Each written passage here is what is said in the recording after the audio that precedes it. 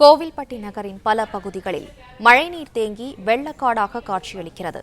Railway சுரங்கப்பாதைகளில் மழைநீர் தேங்கியுள்ள நிலையில் இளையரசர் நீந்தல் சாலையில் போக்குவரத்து துண்டிக்கப்பட்டுள்ளது. இதுகுறித்த விவரங்களை செய்தியாளர் ரங்கசாமி வழங்க கேட்கலாம். ரங்கசாமி, வணக்கம். விவரங்களை பதிவு பண்ணலாம். வணக்கம்.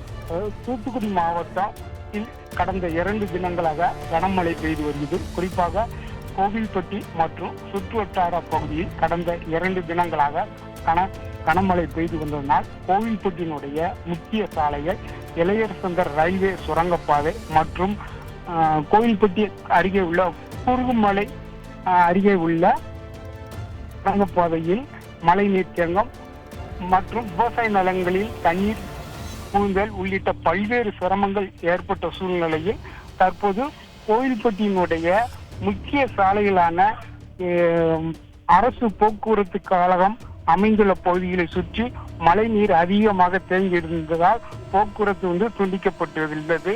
தொடர்ந்து பரவலாக மழை பெய்து வந்து வருகிறது. இந்த பலத்த மழையின் காரணமாக கோவில்பட்டி நகரின் பல இடங்களில் குடியிருப்பு பகுதியிலிருந்து மழை நீர் சூழ்ந்து காணப்படுகிறது.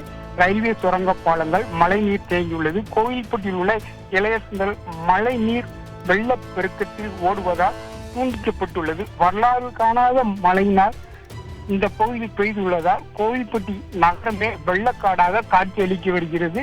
இதனால் பொதுமக்கள் மிகுந்த சிரமத்துக்கு ஆளாகின்றனர். இது தவிர இந்த பகுதியைச் சேர்ந்த அரசு அதிகாரிகள் அதாவது மக்களை நேரடியாக சந்திக்காமல் வாறுகால்கள் அதாவது நீர்வழி பாதையில் சரியான முறையில ஆக்கிரமிப்பு எடுக்காத காரணத்தினால்தான் இன்று கோவில்பட்டி வெள்ளக்காடாக காட்சியளிக்குது என்று மக்கள் கருத்துக்களை கூறி வருகின்றனர்.